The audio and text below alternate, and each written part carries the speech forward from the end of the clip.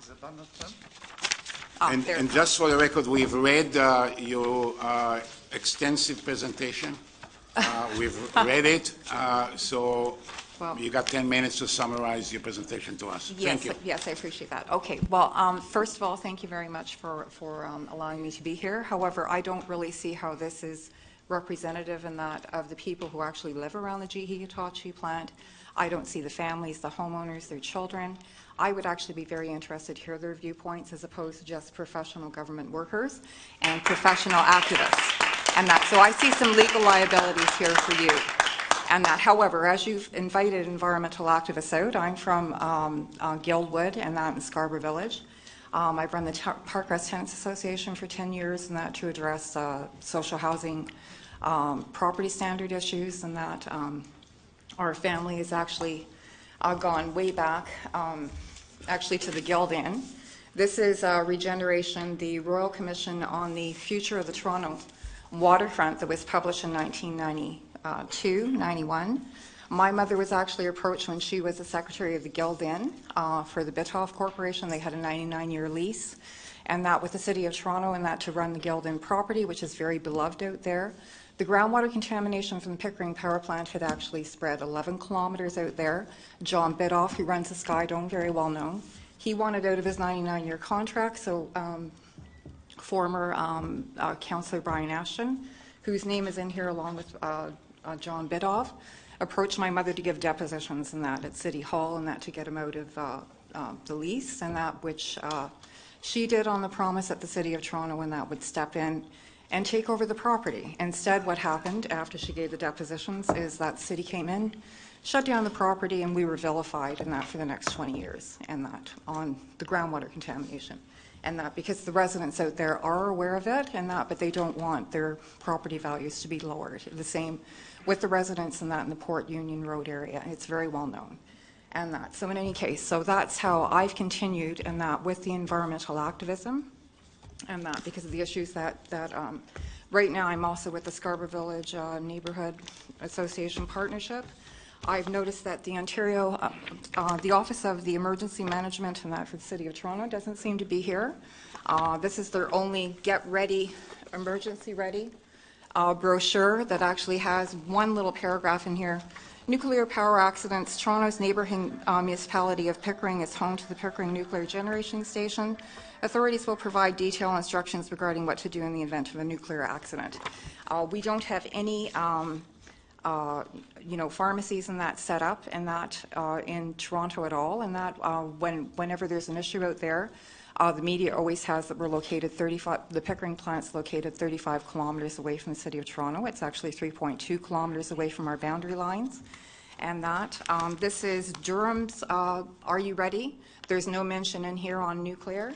And the only brochure that actually has anything to do with nuclear which a resident in Scarborough brought to my attention, and he was up near the zoo, and that is a nuclear power safety, and that which has some pharmacies set up in here. I've tried with OPG and that to set up some pharmacies and that in the Scarborough area, and they said they're working on it. They've been working on this for nearly 50 years.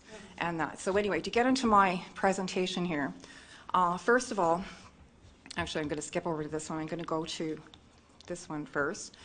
With the background radiation and that, investigating why the radon levels and that are so high, it actually turns out that from the 40s to the 70s there was atomic testing and that from the states that actually swept up in an S pattern over the whole of the state. So whenever you're quoting your figures and stating it's natural radiation levels, you're actually talking about nuclear atomic testing that's in the background environment already. That's not natural radon. And that, so that is an issue, and that actually makes a good environment, especially up in here. Now, we're not included on this particular map because it's from the U.S. perspective, but we're actually in the red around the Great Lakes. It's very high, and so that makes a good place in that to build nuclear power plants and to have the production.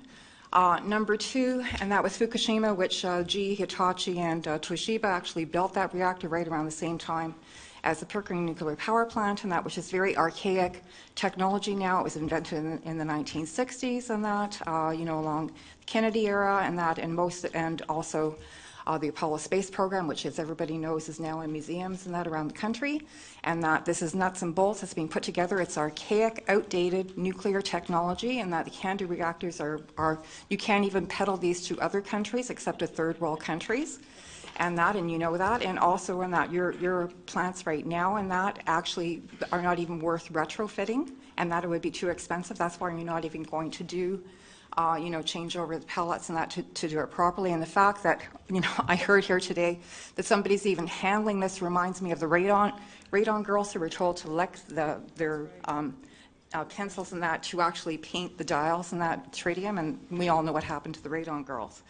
And actually, that's one of the reasons why at Yonge and Dundas they actually have it fallow there, and that they built the square, because that's actually where one of the watch factories and that was located. And that in any event, for the nuclear fallout, it only took 10 days and that to sweep across, and not 2 years. And that, so you have known for a couple of years what's going on.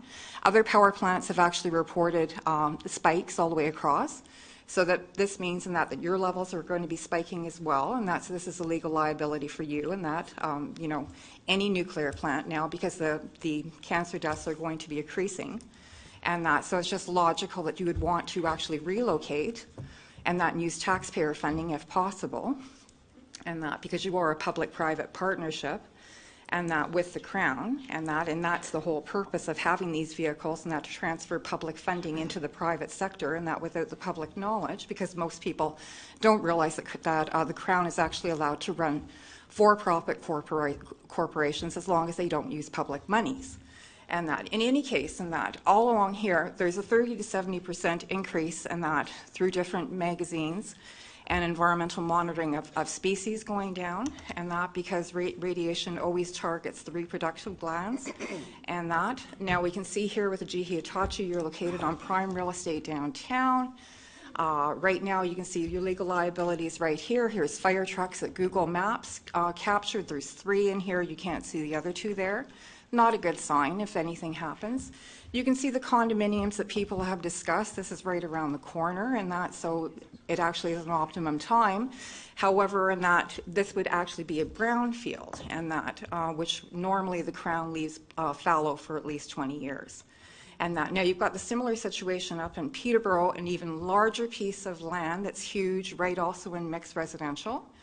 And now to go when somebody brought up McClure, they weren't talking a couple of blocks away from GE-Hitachi. They were talking actually about the Avonico farms back in the 40s, where they got tailings and that from wherever, put it on the crops, and that in an effort to make the crops grow larger. Well, they only got cancer, and the RCMP rated and that because their shed was actually glowing in the dark, and that's not something from The Simpsons, it's a fact. And that, so what they did with that land and that was that they actually dragged part of it, went down into the landfill site at the Scarborough Bluffs, and that you can see here, that was built with that. They got that idea from Expo 67. Part of it went into the Bear landfill, that's why the elephants and some of the other animals are dying. And also part of it actually even went over into the Pickering power plant, because it's made from reclaimed land. And that's also sitting on top of an earthquake zone, and it's unstable land. And that. So, and actually you can even see the city planning on here. I've taken a ruler because we do have engineers in our background as well. And this is just a straight edge ruler, and that you can measure exactly 10 kilometers over on the left-hand side, over in, in the corner over there, and that's the Ivonico lands over there, sorry. And then the first thing that they built on the property 20 years later was Centenary Hospital, and that to do damage control, and they put affordable housing on there. Because the Crown, they always build affordable housing in that on brownfields. They have a policy, an actual policy to do that, because low-income people, they can blame it on their lifestyle habits and that poor diet, smoking, drinking, and that. So it's always them, it's never the Crown's fault for people dying of cancer. You can see the Bear landfill up there, you can see the Toronto Zoo. Do you remember Paw Sanctuary even said themselves they thought there was something toxic at the zoo? Patrick actually announced that to the media. I actually even contacted Bob Barker myself to look into that and have the elephants tested a year before, because I told them that's why they were stalling. And you can also see they built U of T there, and that was all at the same time. And actually that's exactly 10 kilometers over the reclaimed land where they put Pickering Nuclear Power Plant. Then we have the FJ Horgan Water Treatment Plant there, and that, of course, then we also have the solid waste management down there, and then we have Roman Haas with the pesticides. plant right next door. That's one of the reasons that I would not even drink this water, because the Pickering Nuclear Power Plant and that uses 3 times the amount of water and that all of Toronto uses per year, dumps it back into Lake Ontario, but it's no longer H2O, it's H2O, and that because it's picked up an extra hydrogen molecule, it's now tritated water, and that which causes cancer. And that when you were talking about 15 years ago, somebody being out in the area of the plant out there, that was Sister Bertel, and that she actually was a dual citizen Catholic nun, and that who died last year from cancer. And she actually went out to your plant when she retired, and she was trying to bring awareness, and that because she's done numerous studies. She worked with Health Canada, the atomic energy down in the States, etc. And so that's your limit of your exposure in that neighborhood. Now here, this is our health care, and these are the emergency centers, and that you can see go over to Morningside Avenue. My daughter's father was actually born and raised in that area. My daughter was born with birth defects.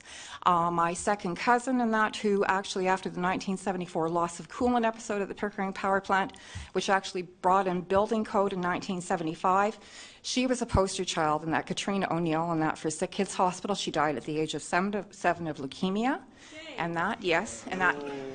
Here is the Ivanico, the Melbourne Radiological Law case, and that you can read about, and that. But on here, actually, the only reason that a settlement was even done here, and that the one big victory that we've had in environmental law, and that is because the Heitingtons and that were in academia that the Crown could not argue with. And one of them, his daughter actually was a dental assistant, and she died of radiation exposure, both from living on McClure Crescent, and that because it wasn't revealed to them, as well as working in the trade. Now, maybe she wouldn't have picked being a dental assistant if she had had proper disclosure, and so that's how the Heitingtons won their case, and that still is there today. This is the REMP report, the Radiological Environmental Monitoring Report, and that for Darlington, you can see that they're doing a proper 10-kilometer radius. Not that 10 kilometers is proper to begin with. That's a minimum, and that because if you look at what happened in Fukushima. Can you focus on the end? We're not on Darlington and Pickering, please. Yes, no. I'm bringing it back in, and that because right here you can see they're doing mostly rural area, and that 10 kilometers. However, and you can see here these are the categories, and that they're monitoring, and they actually include Oshawa residents. And they actually name it, Oshawa. I'm sorry, I don't have my glasses on here and that, but they're showing that. Now here, when we get to OPG, and that Pickering Power Plant, they're only doing 5 kilometers. That's just right up in that to the boundary line, the 3.2 kilometer boundary line. And when I brought this up with OPG, they said it was an accident. However, it went through prior REMP reports. It's on all of them, so it's being replicated year after year, and that because there is no disclosure in that in the West End. Now here.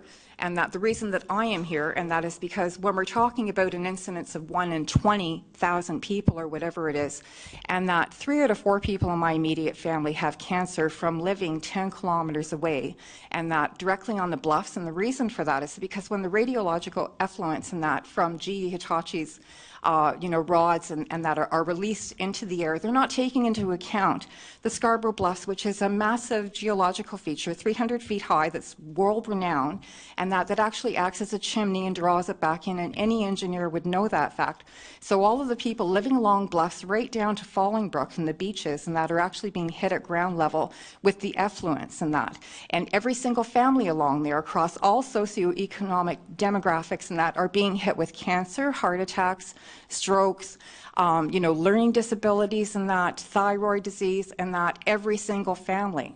And that now, and this is a bad section, this is a huge legal liability for you because this sector is also very WAS, white Anglo-Saxon Protestant, people who have lived in Toronto up for over 100 years, who have held onto their homes and passed them down generation after generation. You haven't been able to displace that population with the other poor people that have been piled for the past 30 years and that into Scarborough because you can't move the reactor, so you remove the population instead. Back in the 70s when the loss of coolant episode happened at Pickering Nuclear Power Plant, okay, all of a sudden... enough. Please. No, well, I'm just final, finishing. it I know, is but in there. Okay, we are not talking about Pickering or anything like this. But you just, actually, no. Pickering wouldn't exist without GE-Hitachi's uranium rods. You're way above your time. Okay. Let me finish. Your uranium rods are sitting there, and that stack since the beginning when the plant came online in 1971, they're still sitting there. All the rods that GE-Hitachi has made, and that at Lansdowne and Peterborough, they're all sitting on site. And they're just decaying and that waiting for some place up north and that to be found. And nobody up north and that you can't pay them any amount of money. Nobody wants and that this waste and this is why I'm stating you need to start doing some actual proper research with the actual groups that are involved in that, because in the one that I went back here, and that if you look onto the the critical groups that you're monitoring, and now this is the 4th largest city in North America. You don't have Pickering on here. You don't mention Toronto. You don't mention, Ajax, Whitby, anybody on here. And so who are the urban residents being monitored? And that you've got a correctional institution. And that who cares about your correctional institution when you've got the 4th largest city and that in North America? And that Thank you. Thank you very much. Well, wait, no, one last thing, and that I just want to go to this. This is a friend of mine, and that on Twitter, who actually posted this, and that from May 12th, 2013, and that he says, Pickering Nuclear Power Plant is viewed from Bluffers Park today, this afternoon. I'm not kidding. Thank you. Well, no, wait. When I asked the Canadian Nuclear Safety Commission what this was a photograph of, I was advised it was a controlled effluent release, and that is not a controlled release. It's exploding in all 4 directions. There was a frost advisory that day, and I believe a pipe broke, and we've seen numerous fires coming from that area, and something needs to be done. You need to move and that your production out of this area. It's passé technology. It's killing people. You know that, and I don't see how any of you can sit up there and feel proud about yourselves. Okay. And that I think you rehearse, but you rehearse these things, you change the stats, and that I've worked for the Crown and that for 10 years. Thank you very much. Yes. Explain this photo. Can anybody has any particular question? Okay, we would go ahead. Don't just ask a stupid question to an irrelevant person. Ask a question directly. Don't just seize on the weakest part. Can you stay out of this? Can you stay?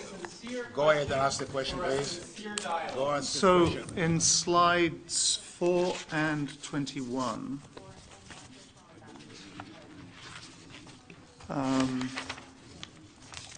so start with slide 21, which is the picture of... Oh, okay, Yep. hold on. So you've written on that... This one? Okay. Yep.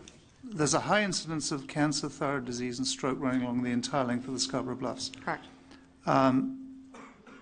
I have to ask this question. Is that anecdotal evidence? No. Or is it No, epidemiological evidence? No, it's from both. And that I've run, as I said, I started running the Tenants Association in 2002 when I noticed that there was a huge spike in cancer and heart disease in our buildings, a population of 225 family units. I started to interview neighbors and behind us in the mansions, and this is also from our experience of living down in Guildwood and knowing a number of families, because my mother was very well known at the Guild Inn. So this is from a wide field in that between Guildwood and Scarborough Village. So those are the 2 population areas I'm looking at. Have you taken your anecdotal experience? Yes, that's one of the reasons I'm with the Scarborough Village Neighbourhood Action Partnership that's being run by Rosemary Bell with the City of Toronto. Let me finish my question. So have you taken the anecdotal evidence that you have to a public health... No, to the Cancer Care Ontario. To Cancer Care Ontario. Yes. But cancer is not a reportable disease, and that in Ontario, and this is one of the reasons, and that we don't have the proper. No, it's not. It's not. It must be a notifiable really, disease. and that I have stage 4 ovarian cancer that I was diagnosed with. It was caught at stage 1 in 2002. Please let me get a word in edgeways. Well, I'm still waiting for cancer staging and treatment. So there are 2 quite separate questions. No, not really. There is a cancer registry in Ontario which requires every case of cancer to be registered with the registry. That's reported. Every reported case. So there is very... Physicians are corporations. They don't have to report this. It's not mandated by Toronto Public Health. Okay, then can I make a suggestion? Ontario. Can I make a suggestion?